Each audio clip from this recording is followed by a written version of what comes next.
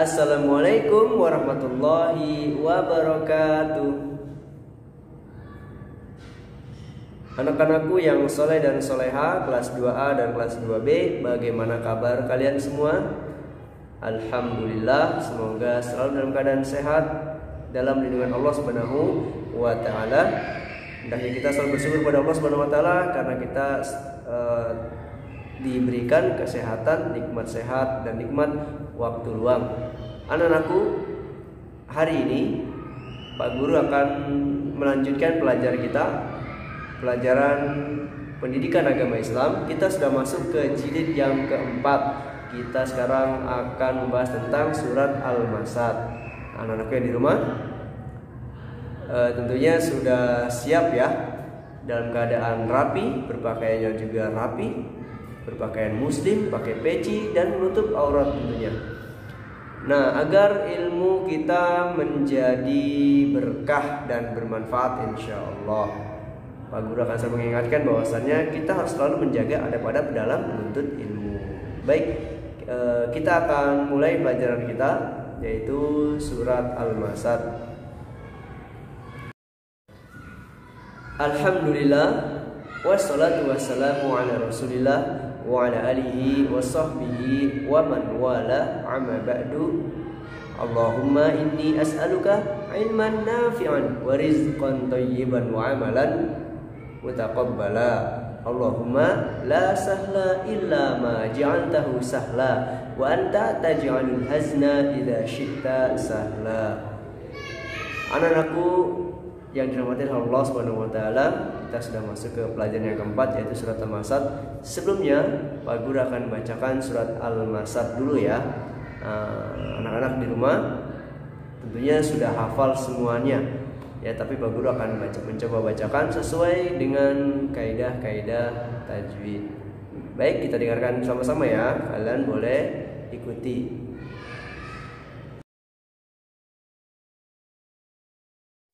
A'udzu billahi minasy syaithanir rajim. Bismillahirrahmanirrahim. Tabbat yada abi lahabin wa tab. Ma aghna anhu maluhu wa ma kasab. Sayasla naran dhata lahab.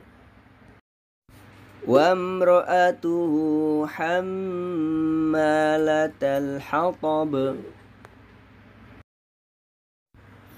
Fi jidiha hablum min masad. Binasalah kedua tangan Abu Lahab, dan sesungguhnya dia akan binasa. Tidaklah berfaedah kepadanya harta bendanya dan apa yang ia usahakan. Kelak dia akan masuk ke dalam api yang bergejolak.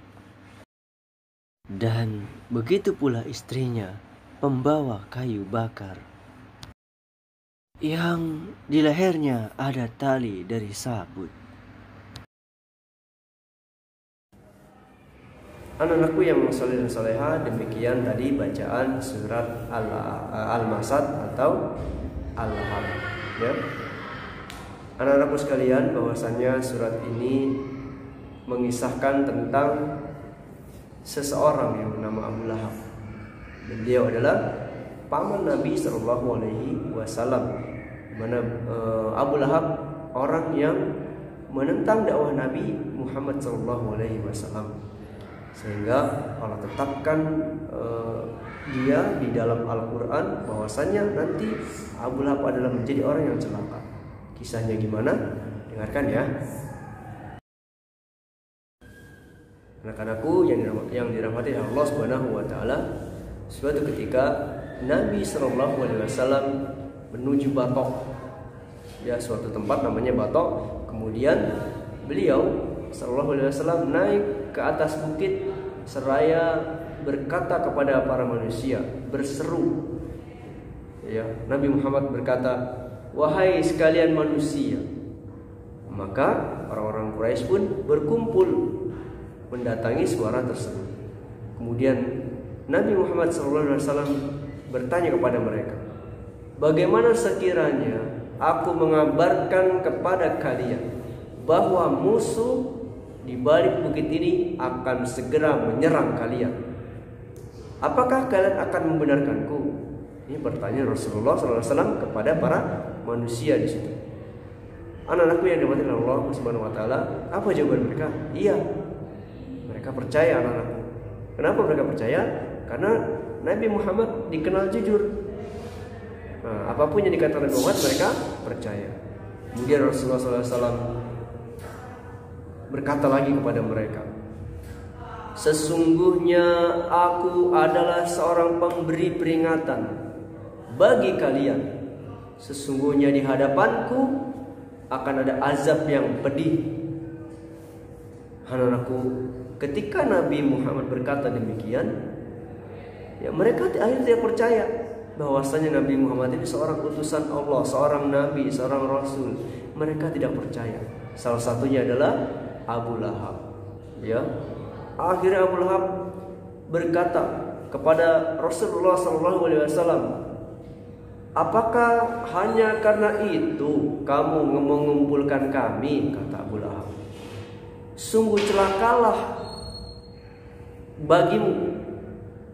Karena Abu Lahab berkata demikian, maka Allah menurunkan firman-Nya, yaitu Tabbat yada abi lahabin wa tab, sampai akhir dari ayat. Anak-anakku sekalian, dalam surat ini menunjukkan doa kejelekan kepada Abu Lahab, bahwasanya dia akan merugi, amalan dan usahanya sia-sia dan kebinasaan bagi Abu Lahab. Dan kelak Abu Lahab akan mendapatkan balasan yang jelek dan akan disiksa dalam api yang bergejolak, sehingga ia akan terbakar dengan api yang sangat panas. Begitu juga dengan istrinya, wa imra'atuhu hammalatal hatab fi jidiha hablum min masad. Istri Abu Lahab itu suka membantu suaminya dalam kekufuran, membantu dalam menentang dakwah Rasulullah SAW. Nanti pada hari kiamat, istrinya Abu Lahab itu akan membantu menambah siksaan Abu Lahab di neraka Jahannam. Anak-anakku yang dirahmati Allah Subhanahu Wa Taala, surat ini menunjukkan merupakan mukjizat yang jelas nampak, yang membuktikan bahwasannya benar adanya nubuwah, yaitu kenabian Nabi Muhammad SAW, dan bahwasanya betul-betul beliau SAW adalah seorang nabi, karena apa yang dikabarkan Nabi adalah benar adanya, benar-benar terjadi. Anak-anak sekalian, kisah singkat tadi ya Pak Guru akhiri dengan bagaimana kematian Abu Lahab. Abu Lahab ya mati 7 hari setelah perang Badar. Abu Lahab menderita bisul-bisul di sekujur tubuhnya. 3 hari mayatnya terlantar, gak ada yang ngurusin, dibiarkan sama manusia.